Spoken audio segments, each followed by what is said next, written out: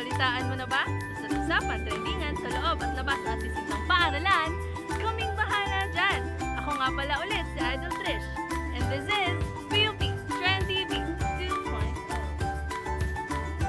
Like yan!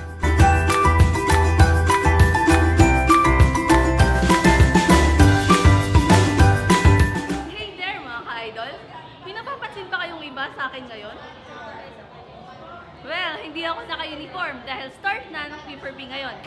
At nais kong ipakilala sa inyo ang pinaka-inaasam ng bawat org dito sa PUP Taguig, ang Director's Cup. At, alam niyo ba kung ano ang Q4B? Gusto niyo malaman? Let's watch this!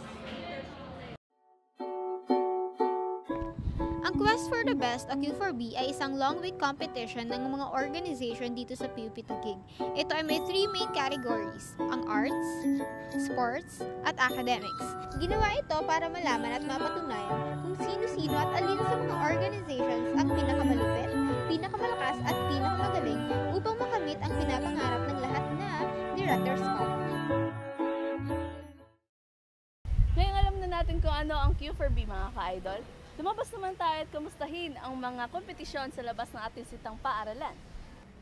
Narinig niyo na ba ang e-sports mga ka-idol? Kung hindi pa, tara, alamin natin! Ang e-sports ay isang video games competition. Ilan sa mga halimbawa nito ay ang Dota 2, League of Legends, Counter-Strike, Call of Duty, at Heroes of New World. Maraming bansa na rin ang nagdadaos ng mga e-sports competition at nagbibigay ng malalaking premyo sa team na mananalo. At ngayong alam na natin kung ano ang esports, pakinggan naman natin kung ano ang say ng ating mga ka-idol dito sa PUP Taguig. Masaya to! Tara!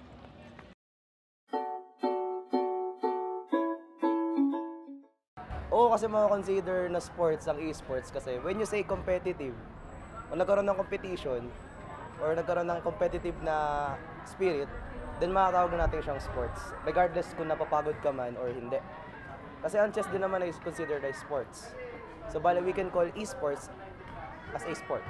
Para sa akin, hindi. Kasi hindi naman siya totally sports talaga. Tsaka, feeling ko kasi addiction siya, lalo na sa mga bata. Tsaka, syempre kapag i-consider yun na sport, edi gagawin na yun ng lahat. Paano na yung pag-aaral nila, diba?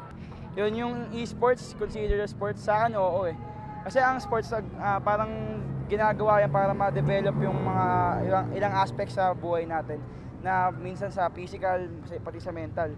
Ngayon, yung esports, nade-develop naman yung ano natin dyan pagdating sa pag-iisip natin kasi pampatalas ng isip yan kung tutusin. Pag naglalaro kayo, mag-isip kayo ng strategy kung anong gagawin nyo sa mga laro na yun.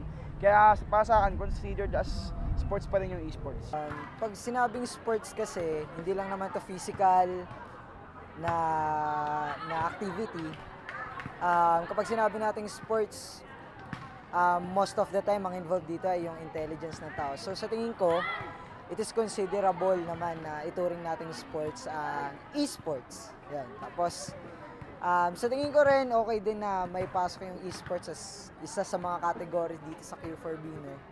Lalo't karamihan ng mga estudyante sa panahon ngayon mas naipapakita nila yung talino nila sa strategy sa pamamagitan ng mga computer generated interface kaya nga ng Dota.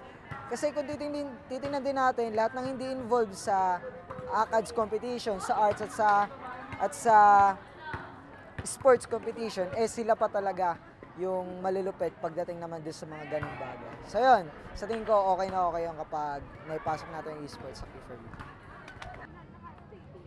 Kung okay lang ba na magka-esports sa Q4B, pwede rin kasi yung ibang estudyante dito hindi naman sporty, hindi din maano sa ACADS, pero pagdating sa mga e-games, dun sila umaariba. Yun lang.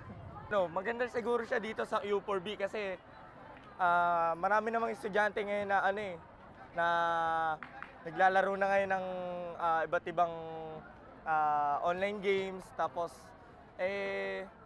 total nandito na rin naman sila. Bakit hindi pa natin sila gamitin para pag-enjoyin sila na maglaro para sa Q4B. Hello mga ka-idol. Ako nga pala si Vice Principal Walid at nandito ako para ihatid ang trivia.